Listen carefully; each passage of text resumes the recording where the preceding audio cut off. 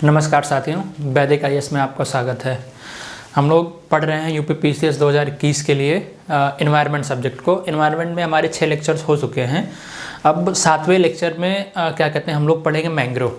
हम अभी पारितंत्र के प्रकार पढ़ रहे थे। अभी हमारा पहला ही टॉपिक चल रहा है पारितंत्र के प्रकार। उसमें हमने जो संक्रमणकालीन पारितंत्र बताया था उसके हमने 3 प्रकार बताए थे आपको। एक बताया था आर्द्र भूमि, वेटलैंड, और दूसरा मैंग्रोव, ठीक, और तीसरा ज्वार नदमुख, ठीक है, ज्वार नदमुख, ठीक है। तो इनका अध्ययन हम कर रहे हैं अभी, और आज हम पढ़ेंगे मैंग्रोव को। इसके बाद फिर पारितंत्र के टाइप्स में सागरी था, सागरी में हम लोग पढ़ेंगे कोरल रीफी को इसी के साथ। उसके बाद फिर हम इन्वायरमेंट के ये पारिस्थितिक पारितंत्र के टॉपिक को छोड़कर आगे बढ़ने का प्रयास करेंगे। अब यहाँ से भी क्वेश्चन हर साल एग्जाम में आता है, और यहाँ से भी क्वेश्चन आता है। पिछली बार भी यहाँ से क्वेश्चन बेसिक्स आया था रामसर को लेके, या फिर यूपी में कौन कौन सी आर्द्र भूमियाँ शामिल की गई थी वहाँ से क्वेश्चन आया था, और मैंग्रोव से कॉन्सेप्चुअल क्वेश्चन आता है। और कोशिश करेंगे कि सारे के सारे कॉन्सेप्चुअल क्वेश्चन जो भी मैंग्रोव से बनेंगे वो इसके बाहर ना जाएं, इसलिए इसको एक अच्छी सी फ्रेमिंग करेंगे और उसके बाद आपको बताने का प्रयास करेंगे। देखिएगा,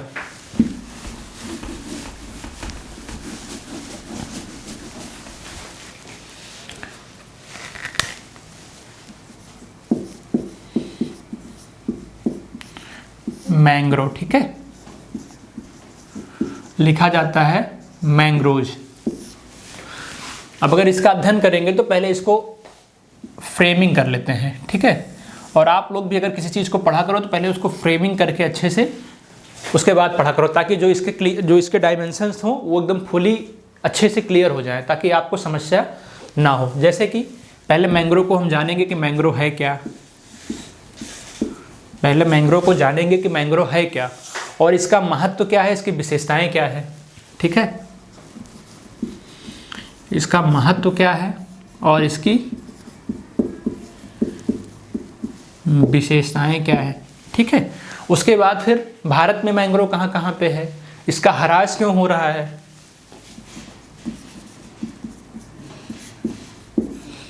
भारत में मैंग्रोव कहाँ कहाँ है और इसका ह्रास क्यों हो रहा है। अगर ह्रास हो रहा है तो संरक्षण के उपाय क्या किए जा रहे हैं, ठीक है। अगर इसमें कमियां आ रही तो संरक्षण के उपाय क्या किया जा रहा है, अंतर्राष्ट्रीय स्तर पर क्या किया जा रहा है और राष्ट्रीय स्तर पर क्या किया जा रहा है, ठीक है। ये चीज़ें पढ़ने की ज़रूरत है हमें। देखिए, अब जो ह्रास के कारण है यहाँ से कॉन्सेप्चुअल क्वेश्चन बन सकते हैं, संरक्षण के उपाय से कॉन्सेप्चुअल क्वेश्चन बन सकते हैं, भारत में मैंग्रोव से फैक्चुअल क्वेश्चन बन सकते हैं, ठीक है। इसकी विशेषताएं और इसके महत्व में भी कॉन्सेप्चुअल क्वेश्चन बन सकते हैं, या मैंग्रोव क्या है इसके डाटाज में से अगर कुछ चीज़ें हैं तो बन सकते हैं। तो मतलब कॉन्सेप्चुअल क्वेश्चन ज़्यादा आ सकता है और फैक्चुअल कम आ सकता है। ये चीज़ आपको जानने की ज़रूरत है, और किन किन टॉपिक से कॉन्सेप्चुअल बनता है और किन किन से फैक्चुअल बनता है, ये चीज़ भी जानने की ज़रूरत है। घटना चक्र लेके अगर आप सॉल्व करोगे तो मुझे नहीं लग रहा है कि अब जो पैटर्न हो गया यूपी PCS का वो आपको 50% से ज़्यादा अंक दिला पाएगा। इसलिए आपको इस तरह से माइंड में बना के चीज़ों को पढ़ना पड़ेगा और जानना पड़ेगा कि हमें क्या पढ़ना है और क्या छोड़ना है और कैसे पढ़ना है। जैसे अगर क्या है की बात करें तो मैंग्रोव क्या है की बात करें तो मैंग्रोव भी एक प्रकार का वृक्ष है, ठीक है। मैंग्रोव भी एक प्रकार का वृक्ष है जो उष्णकटिबंधीय या उपोष्णकटिबंधीय क्षेत्रों के, ध्यान देना, हमने बताया था पहली क्लास में ये 0 डिग्री उष्णकटिबंधीय, ठीक है। आगे बढ़ोगे तो उपोष्णकटिबंधीय, ठीक। तो क्या बता रहा है, उष्णकटिबंधीय या फिर उपोष्णकटिबंधीय क्षेत्रों के तटों पर, ज्वार नदमुखों पर, ज्वारी क्रीक पर, पंख पर, ये उसी के किनारे जमाव में क्या होते हैं, विकसित होते हैं, ठीक है। आप समझ गए। अगर समुद्र है, समुद्र में नदियां मिलने जा रही हैं, ठीक है, तो वहाँ पे जहाँ मिलता है ज्वार नदमुख जहाँ बनता है वहाँ पे ये विकसित हो सकते हैं, ठीक है। सबसे पहले इसका उदय भारत के मलय क्षेत्र में हुआ था, सबसे पहले इसका उदय भारत के मलय क्षेत्र में हुआ था। लेकिन आज भी अगर देखा जाए तो विश्व में हर जगह से अधिक क्या कहते हैं, मलय क्षेत्र में ही पाया जाता है मैंग्रोव, ठीक है।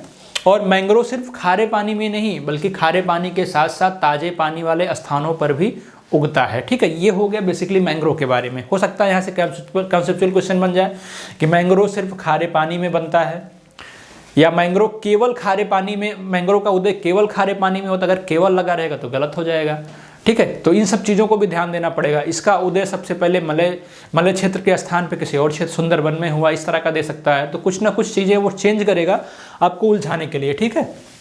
अभी जब इसकी विशेषता और महत्व को पढ़ोगे तो अपने आप समझ में आ जाएगा। जैसे विशेषताओं में अगर देखा जाए तो मैंग्रोव कहा जाता है बहुत सहनशील होते हैं। सहनशील का मतलब ये खारे पानी के बहाव को रोज झेलते हैं, लेकिन फिर भी मजबूती से जमे रहते हैं। मैंग्रोव वन क्या कहते हैं, ये जो इनकी जड़ें होती हैं, जड़ों से क्या करते हैं, ये पानी को क्या कहते हैं, पानी से नमक को अलग करते हैं, ठीक है, और पोषण तत्व को भी क्या कहते हैं, अलग कर देते हैं। तो इस तरह की चीज़ें क्या कहते हैं, जानने लायक ये है कि काफ़ी महत्वपूर्ण रोल ये एनवायरनमेंट के दृष्टि से उगाते हैं। जैसे कह सकते हो कि ये अस्थिर भूमि में उगते हैं। अस्थिर का मतलब भूमि जरूरी नहीं है एकदम सपाट हो, भूमि खुरदुरी भी हो सकती है। ये उस भूमि में उगते हैं, लेकिन जड़ें इनकी इतनी मजबूत होती हैं कि क्या कहते हैं, सुनामी आए, तूफान आए, कोई भी बहाव आए, कुछ भी नहीं होता है इनका, ठीक है। इसलिए ये बहुत इंपॉर्टेंट है। किस तरह से, पानी को प्योरीफायर करने के दृष्टि से, नमक को अलग करने के दृष्टि से, और इनकी जड़ों में श्वसन कोशिकाएं होती हैं जो बेहद इंपॉर्टेंट है। जैसे एक एवेसोनिया पौधा होता है जिसमें 1000 श्वसन जड़ें पाई जाती हैं। तो इस तरह की चीज़ों को याद रखना, फैक्ट में कभी कभी दे देता है। एवेसोनिया मैंग्रोव की एक प्रजाति है जहाँ पे लगभग क्या कहते हैं 1000 श्वसन जड़ें पाई जाती हैं, ठीक है। और एक चीज़, जो इनकी जड़ें होती हैं वो गुरुत्वाकर्षण के विपरीत होती हैं, गुरुत्वाकर्षण के विपरीत बढ़ती हैं और औसत सतह से भी ऊपर उगाती हैं आके, ठीक है। तो ये सारी चीज़ें इसकी विशेषताओं में हो गया, और इन्हीं विशेषताओं और महत्व को फ्रेमिंग कर देते हैं समझाने के साथ साथ कि इनका उपयोग कहाँ कहाँ पे होता है। जैसे कि पहला उपयोग क्या होता है, प्राकृतिक शरण स्थल है ये, ठीक है। समझाते चलेंगे और लिखते भी चलेंगे। ये प्राकृतिक शरण स्थल है। किसके लिए प्राकृतिक शरण स्थल है, इनकी जो गुत्थी हुई जड़ें होती हैं उनमें छोटे छोटे जीव रहते हैं। छोटे छोटे जीवों के लिए ये आवास का कार्य करती हैं। जो इनके पेड़ों की शाखाएं होती हैं वो जीवों के आवास का कार्य करती हैं। जैसे एक प्लेस है पिचवरम, पिचवरम में अकेले अगर देखा जाए, इस प्लेस को भी भारत में हम बताएंगे कि कहाँ पे है। ये जो प्लेस है पिचवरम, पिचवरम में क्या कहते हैं, लगभग 230 झींगे की प्रजाति, केकड़े की प्रजाति, 200 मोलस्कों की प्रजाति और मछलियों की प्रजाति, इसमें कई प्रजातियां पाई जाती हैं, ठीक है। तो इस प्लेस को याद रखना, पिचवरम को। आगे चल रहा, पहला हो गया प्राकृतिक शरण स्थल है, और दूसरा क्या है, भोजन के स्रोत हैं। इस तरह से पढ़ोगे तो नहीं बोलोगे। और किसके लिए भोजन के स्रोत हैं, इनकी पत्तियों को क्या कहते हैं, इनकी पत्तियों को जीवों द्वारा खाया जाता है, मतलब उनके लिए ये क्या करते हैं, भोजन का काम करते हैं, ठीक है। प्राकृतिक जल शोधक हैं, प्राकृतिक जल शोधक का काम करते हैं। प्राकृतिक जल शोधक में क्या आ जाएगा कि पानी के अंदर जड़ों का इस तरह से इनका जाल बना होता है। ये मैंग्रोव ऐसी जड़ों का जाल बनाते हैं कि क्या करते हैं ये सब, इनसे जो है स्पंज और शंख मोलस्क ये सब चिपके रहते हैं, और ये क्या करते हैं, ये पानी से पोषक तत्वों को अलग कर देते हैं, जो गंदगी होती है उसको भी अलग कर देते हैं, और समुद्र में सिर्फ साफ पानी जाता है। इसलिए क्या करते हैं, ये प्राकृतिक जल शोधक का काम भी करते हैं, ठीक है। समझाते चल रहे हैं। और हरित गृह प्रभाव को कम करते हैं। कैसे, हरित गृह प्रभाव को ये इसलिए कम करते हैं कि वायु का जो क्या कहते हैं स्थिरीकरण करते हैं, ये वायु के कार्बन का स्थिरीकरण करके मैंग्रोव वन जो क्या कहते हैं जलवायु परितंत्र को नियंत्रित करने का प्रयास करता है। मतलब वायु का स्थिरीकरण ये मैंग्रोव पौधे भी करते हैं। औषधियों में इसका उपयोग आता है। औषधियों में किस तरह से उपयोग होता है, अगर सांप काटता है तो सर्पदंश के रूप में यूज होता है। चर्म रोग में इस पौधों का काम होता है। पेचिश पड़ती है तो काम होता है। रक्त शोधक या गर्भ निरोधक में भी काम होता है इसका। तो ये एक तरह से औषधि का भी कार्य करते हैं, ठीक है।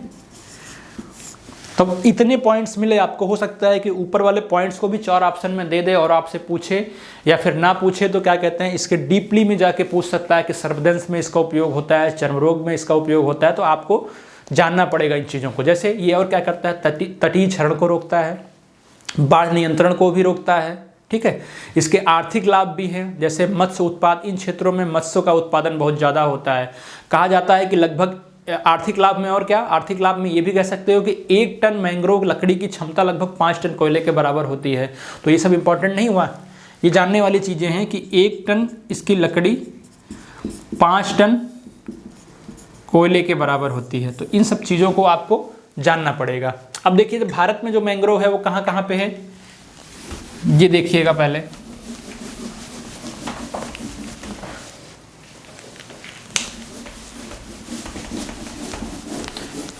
अब अगर फैक्चुअल में पूछेगा तो आपसे यही पूछेगा, निम्न में से मैंग्रोव हैं, तो भारत के कुछ नाम दे देगा और आपसे पूछेगा और आप बता पाते हो कि नहीं ये जानना पड़ेगा। ठीक है, ठीक। अब सबसे पहले हमने बता दिया कि कहाँ पाया जाएगा मैंग्रोव, तटीय क्षेत्रों पर पाया जाएगा, इसलिए इस पोर्शन को ध्यान देने की जरूरत हमें नहीं है। ठीक है, और सबसे ज़्यादा देखा जाए तो पश्चिम बंगाल में। पश्चिम बंगाल में कहाँ पे? पश्चिम बंगाल का जो प्लेस है यहाँ पे सुंदरवन। ठीक है, या तो नाम लिखते चलो या ऐसे लिख लो, पश्चिम बंगाल में सुंदरवन। आगे आओगे नीचे थोड़ा सा उड़ीसा, उड़ीसा में भितरकनिका है, महानदी है, स्वर्ण रेखा है। ठीक है, महानदी, भितरकनिका और स्वर्ण रेखा। ठीक है, फिर नीचे आओगे तो क्या, आंध्र प्रदेश पड़ेगा। आंध्र प्रदेश में कहाँ कहाँ पे है? आंध्र प्रदेश में कोरिंगा है, एक प्लेस पड़ता है, कोरिंगा नदी है उसके किनारे, कृष्णा के किनारे, गोदावरी के किनारे, ये सब ध्यान देना पड़ेगा। कोरिंगा, कृष्णा, ठीक है, गोदावरी लिख सकते हो। तमिलनाडु में जाओगे तो कहाँ पड़ेगा? अगर नीचे आओगे तमिलनाडु में तो तमिलनाडु में रामनद है, पिचवरम है, पुलिकट है। देखो यहाँ वो नाम आ गया जो हमने आपको बताया था, ये तमिलनाडु में पड़ता है पिचवरम। ठीक, रामनद, ये सारे प्लेस यहाँ पड़ते हैं। यहाँ पे आ जाओगे गुजरात में तो कच्छ की खाड़ी और खंभात की खाड़ी। ठीक है, ये सब भी मैंग्रोव के आश्रय स्थल हैं, यहाँ भी मैंग्रोव पाया जाता है। वहीं पे महाराष्ट्र में देखोगे तो महाराष्ट्र में क्या है? महाराष्ट्र में रत्नागिरी है, बिलदूर है ना, ये सारे प्लेस जो है, मालवन हो गया, ये सारे प्लेस महाराष्ट्र में पाए जाते हैं। तो इस तरह की चीज़ों को एक बार सरसरी नज़र से देख लेना और इससे क्या होगा, एक आइडिया मिलेगी कि मैंग्रोव वन कहाँ कहाँ पाए जाते हैं और इनका क्या महत्व है, इनकी क्या विशेषताएं हैं। अगर हानि की बात करोगे तो हानि में वही सारी चीज़ें, जलवायु परिवर्तन, खेतों का विकसित होना, वनों की कटाई, इन सब चीज़ों को आप नोट कर सकते हो। इन्वायरमेंट में कुछ चीज़ें मूलभूत चलती रहेंगी, आपके रिटर्न में काम आएगा। तो वही चीज़ें जो आपको हमने पहले हरास में कुछ चीज़ें बताई थी आर्द्रभूमि में, तो उन चीज़ों को नोट कर सकते हो। जैसे कृषि का विकास, कृषि विकास का विस्तार हो रहा है। ठीक है, और क्या कहते हैं, एक्वाकल्चर के उदय से हो रहा है, झींगा उत्पाद के उदय से हो रहा है, इनका ह्रास होता जा रहा है। होटल बनाने से इनका ह्रास होता जा रहा है। उद्योग की स्थापना करने से भी इनका ह्रास हो रहा है। गंदे पानी बह के आते हैं तब भी जहाँ पे ये रहते हैं डेड हो जाते हैं। हार्बर या पोर्ट का निर्माण होने पे ऐसा हो रहा है। औद्योगिक कचरा फेंके जाने से ऐसा हो रहा है। विषैले पदार्थ के फेंके जाने से ऐसा हो रहा है।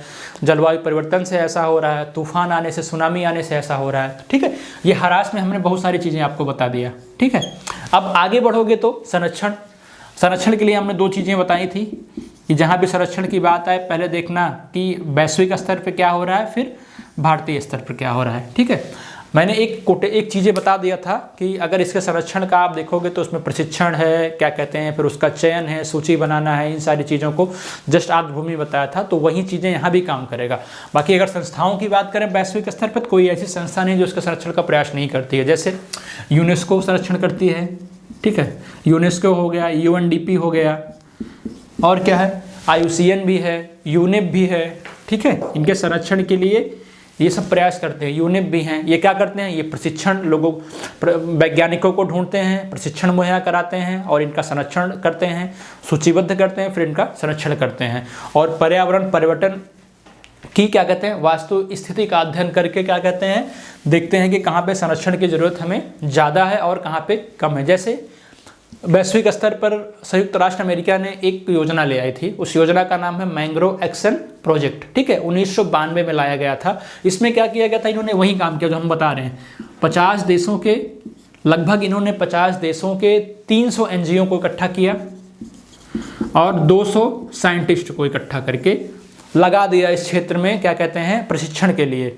ठीक है, कि विश्व भर में पता करो कि मैंग्रोव संरक्षण कहाँ कहाँ करने हैं और कहाँ कहाँ बचाव की ज़रूरत है। ठीक है, तो इस तरह से लिख सकते हो चीज़ों को। अगर लिखने के लिए आए और नहीं लिखने के लिए आ रहा है तो फिर क्या कहते हैं, ये चीज़ें आपको याद रखनी पड़ेगी। जैसे भारतीय स्तर पर देखोगे तो भारतीय स्तर पर क्या कहते हैं, भारतीय स्तर पर MS स्वामीनाथन शोध संस्थान चेन्नई में बनाया गया है, वहाँ पे मैंग्रोव संरक्षण का काम किया जा रहा है। ठीक है, तो इस तरह की चीज़ों को याद रखना अच्छे से, और क्या कहते हैं, कोशिश यही करना कि क्या कहते हैं, कोई क्वेश्चन बाहर ना जा पाया। जैसे कि 1976 का संविधान संशोधन हुआ, उसमें पर्यावरण संरक्षण को बढ़ावा दिया गया।